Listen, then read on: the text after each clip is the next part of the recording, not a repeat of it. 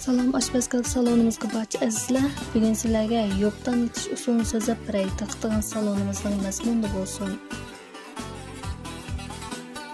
Muvofiq miqdordagi qo'na-qo'naga bir tal tuxum, bir qo'shiq tuz qo'yib aralashtiramiz.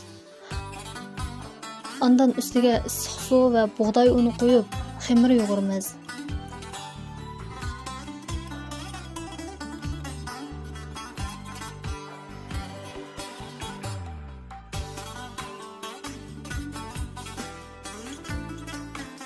Yarım saat tandırıp koyamiz.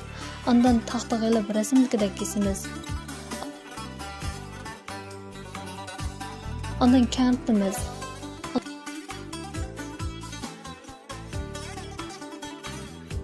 Ondan uzunchaq inchik qilib kesib olamiz.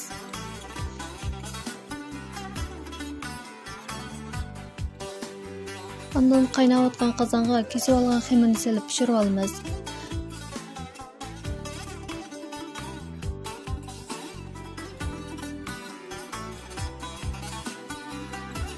Muvofiq miqdorda palak solamiz.